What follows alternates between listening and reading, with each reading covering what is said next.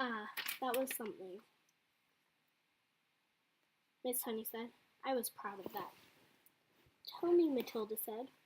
Well, Miss Honey said, when I got my teacher's job, my aunt told me I owed her a lot of money, and I asked her why.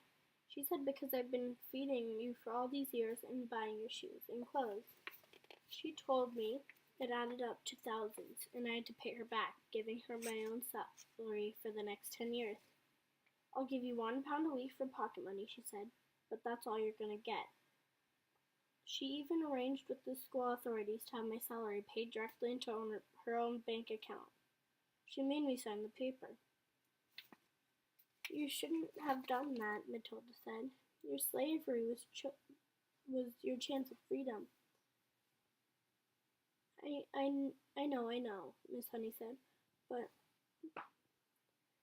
then the courage or the guts I did not have to say no. I was still petrified of her. She could still hurt me badly.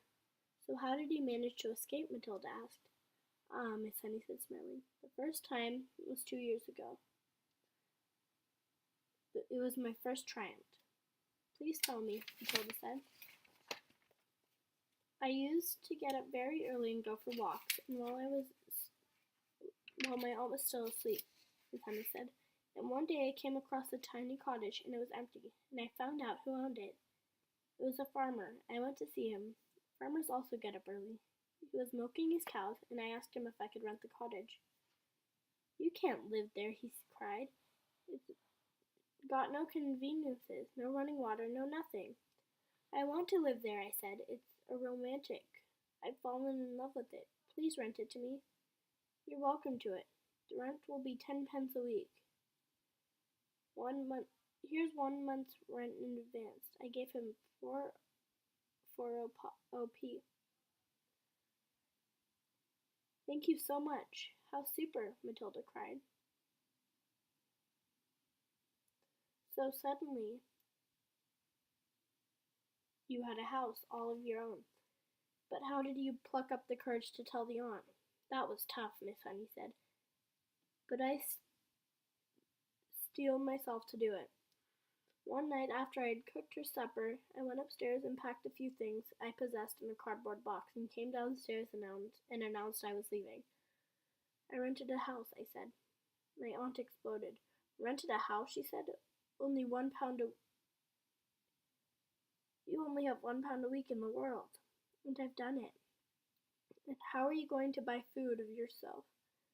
I'll manage, I mumbled, and rushed out of the front door. Oh, well done you, Matilda cried. So you're free at last. I was free at last, Miss Honey said. I can't tell you how wonderful it is. But you have to really manage yourself to live here on £1 a week for 2 years, Matilda asked. I most certainly have, Miss Honey said. I pay 10 pence for rent, and the rest buys me paraffin for my stove and for my lamp, and then a little milk and tea, and bread and margarine.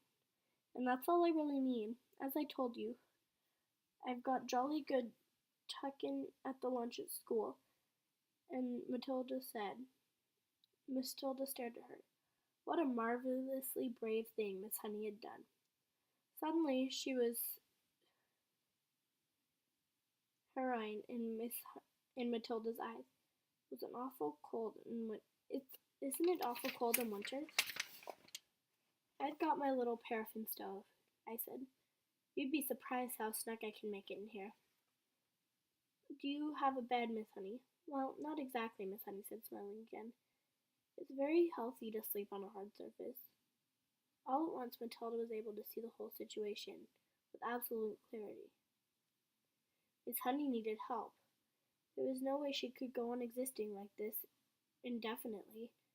You'd be a lot better off, Miss Honey said, if you gave up your job and drew unemployment money.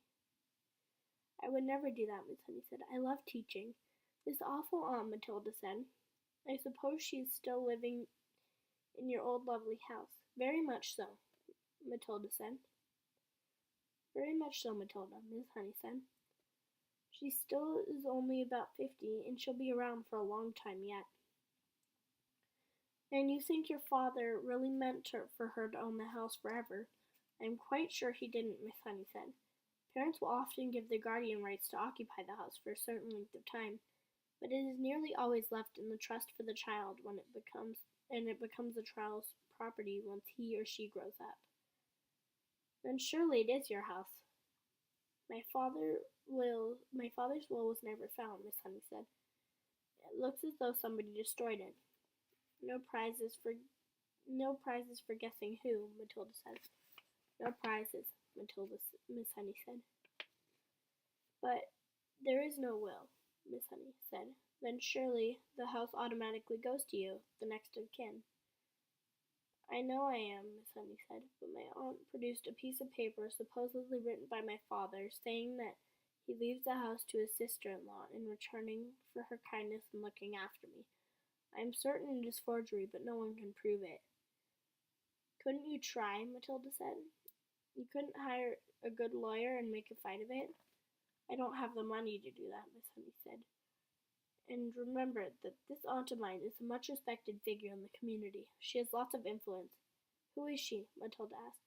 Miss Honey hesitated for a moment. Then she said softly, Miss Trunchbull.